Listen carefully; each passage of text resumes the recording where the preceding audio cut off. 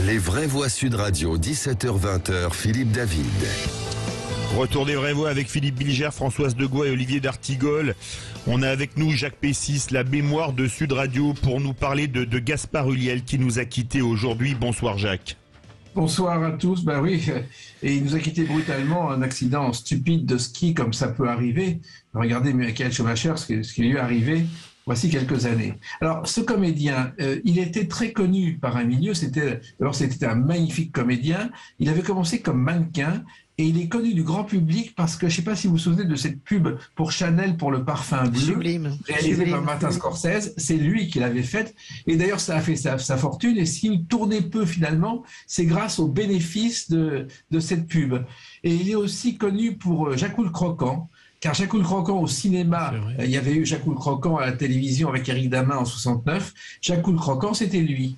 Et il avait commencé très très jeune, il avait commencé à 11 ans, en tournant un petit rôle dans une série de télévision de Sandrine Bonner, adaptée d'un roman de Janine Boissard qui s'appelait Une femme en blanc. Je ne sais pas si vous la connaissez.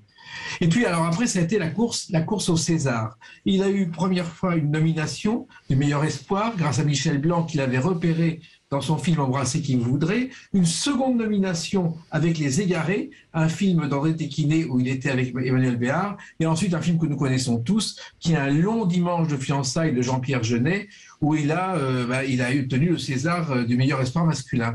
Et puis, il a fait des films très particuliers, des films moins connus, des films qui attiraient la critique, des films qui n'attiraient pas le grand public. Exemple, Saint-Laurent. Saint-Laurent, c'est lui qui l'a joué, mais il l'a joué, il a mis 3 mois à préparer le personnage. C'était un besogneux, il cherchait vraiment le personnage. Ce film a été unanimement applaudi par la critique et a eu un succès moyen. Et puis, il y a eu un film aux États-Unis, Hannibal Lecter, je ne sais pas si vous connaissez. Oui, bien sûr. C'est l'histoire d'un cannibale. Et c'est un film où il a vraiment montré son talent outre-Atlantique. Alors, il y a eu d'autres choses. Il y a eu La Danseuse, qui est un film expérimental qui a moins bien marché. Mais surtout, depuis quelques années, il disait: j'ai beaucoup cherché, je me suis trompé, j'ai fait des choses pas toujours très populaires, maintenant je vais me lancer dans le populaire. Et hélas, aujourd'hui, il ne pourra pas mener ses projets à terme, et on le regrette. Et tous ceux qui le pleurent aujourd'hui, et ils sont nombreux, le regrettent car ils l'admiraient, c'était un comédien d'une qualité rare. Juste la fin du monde. Françoise Degois, la fin du monde.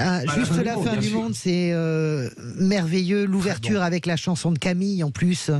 C'est inoubliable ce film avec ce visage très particulier. Vraiment, qu'est-ce que je suis triste, choqué et triste. Et il a eu le prix du meilleur acteur au César avec ce film. Bien sûr. Absolument. Et le film de Tavernier, La Duchesse de Montpensier, c'était remarquable. J'ai assisté à une scène étonnante tout à l'heure où je prenais un café avant de rejoindre les studios et où un groupe, je vais dire d'ados, mais de jeunes adultes, disons, ont appris sur leur smartphone cette tragique nouvelle. Et ils ont partagé entre eux, je les ai observés, une très forte émotion. Ça veut dire qu'ils représentaient, oui, il y avait quelque chose pour cette génération, un lien qui s'était établi. Et c'était un moment vraiment très, très fort. C'est dingue, hein, c'est fort ce que tu dis. Hein. C'était un lien très fort. Moi, c'est le film qui m'aura vraiment marqué. C'est Un long dimanche de fiançailles. Oui. C'est l'adaptation d'un roman de Sébastien Giapriso, je crois.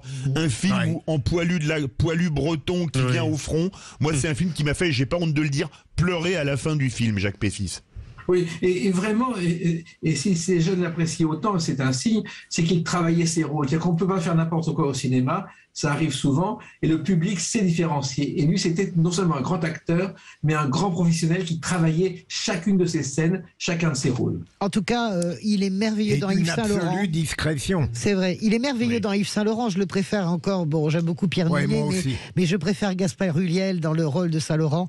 Et vraiment, juste la fin du monde de Nolan, c'est une merveille dans son rapport intime, corseté, impossible avec sa mère Nathalie Baye. Écoutez, waouh. Voilà. Wow. Mais Lagarde, c'est bon. Hein. Comment ? Lagarde, c'est bon. C'est tiré de la pièce de Lagarde. Oui, oui, bien sûr. C'est un très grand auteur de théâtre. Oui. Merci beaucoup, les vraies voix. Merci beaucoup, Jacques Pessis. On aimerait vous avoir pour de meilleures circonstances. Hein, je le rappelle. Gaspard Ulliel est décédé au CHU de Grenoble suite à un accident de ski, une collision à l'intersection de 2 pistes bleues. qui a eu lieu hier dans l'après-midi. Alors vraiment, soyez prudents pour celles et ceux qui font du ski. Françoise Degois, qui est une excellente skieuse, le rappelait tout à l'heure. La montagne, c'est dangereux en été, en hiver. Et surtout, soyez très prudents. Et vraiment, quel grand acteur qui nous quitte en pleine jeunesse à l'âge de 37 ans. Et puis, il pensait pour ses parents, hein, quand même. Sa femme, sa famille, il avait un petit gamin de 5 ans. Il s'appelait Orso. C'est Orso, absolument. C'est absolument terrible. On pense à toute sa famille et à tous ses proches. Notamment à ce petit garçon qui perd son père à l'âge de 5 ans. Tout de suite, nos 2 vraies voix du jour, ce sera Nicolas de Toulon et Paul du Lot-et-Garonne. On se retrouve avec les vraies voix sur Sud Radio.